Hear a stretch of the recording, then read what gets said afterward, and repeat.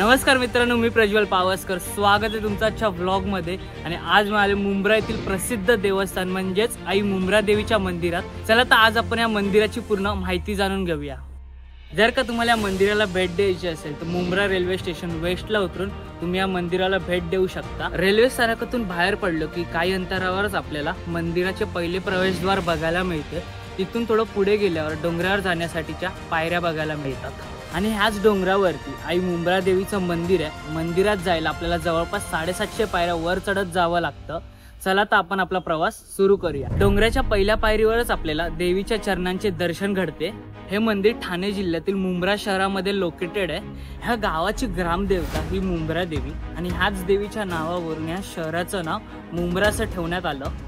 ह्या मंदिराचे टायमिंग सकाळी 6 वाजल्यापासून ते रात्री 8 वाजेपर्यंत आणि ह्या मंदिराचं बांधकाम भगत कुटुंबाने केले असून ते आजही या शहरात राहतात। हे मंदिर डोंगरावर 1,500 फूट उंचावर आहे। सुरुवातीच्या काही पायऱ्या वर चढून आल्यावर आपल्याला एक भुयारी मार्ग लागतो आणि ह्या भुयारी मार्गावरच डोंगर खोदून मुंब्रा बायपास रोड बनवण्यात आला होता। तुम्ही तुमच्या प्रायव्हेट गाडीने देखील ह्या मार्गाने देवीच्या दर्शनासाठी येऊ शकता आणि ह्या रोडच्या कॉर्नरला तुम्ही तुमची प्रायव्हेट गाडी पार्किंगसाठी लावू शकता। भुयारी मार्ग क्रॉस केल्यानंतर आपण मंदिराच्या दुसऱ्या प्रवेशद्वाराजवळ येऊन पोहोचतो।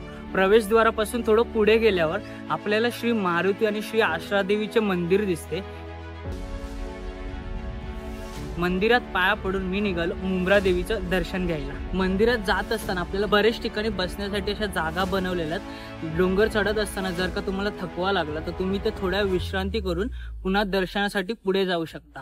तर ह्या मंदिराचा इतिहास असा आहे की गावकऱ्यांना ह्या डोंगरावरून पेटी ज्योत दिसायची तर गावकऱ्यांना वाटायचं ह्या डोंगरावर भूत आहे। पण एका रात्री नानादादा भगत यांच्या स्वप्नात देवी आली आणि तिने त्यांना दर्शन दिले आणि दुसऱ्या दिवशी नानादादा भगत यांनी सगळ्या गावकऱ्यांना सांगितले की आपण ह्या डोंगरावर जाऊ।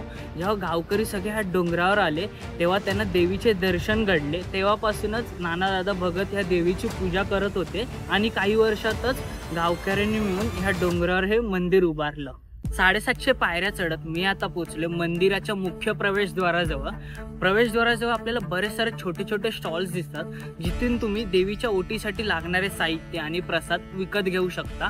प्रवेशद्वारापासून थोड्या पायऱ्या वर चढत गेलो की आपण पोहोचतो मंदिराच्या सभा मंडपात। सभा मंडपात पोहोचतात पहिला तर आपल्याला काळभैरवाचे दर्शन घडते।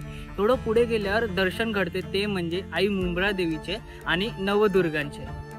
या मंदिराचं सगळ्यात मोठं वैशिष्ट्य म्हणजे आई मुंब्रा देवी स्वयंभू येथे प्रकट झाली असून सोबत एकत्र नवदुर्गा असणारं महाराष्ट्रातलं हे एकमेव मंदिर आहे। इथे आपल्याला दुर्गा माताचे नवरूप पाहायला मिळते आणि विशेष म्हणजे इथे मागितलेला नवस आई पूर्ण करते। बाजूलाच विष्णूचे अवतार गवळी दादा आणि गाडीवाल्या बाबाचे दर्शन घडते। मंदिराच्या सभा मंडपातून आपल्याला खूप सुंदर असा नजारा पाहायला मिळतो। चला तर मित्रांनो, माझं आता दर्शन करून झालेलं आहे। ह्या मंदिरात येऊन खूप मस्त वाटलं आणि इथेच मी माझा व्लॉग एंड करतो। तोपर्यंत तुम्ही या व्हिडिओला लाईक करा, शेअर करा आणि या चॅनलला सबस्क्राईब करा। आपण भेटू पुढच्या व्लॉगमध्ये। तोपर्यंत बाय।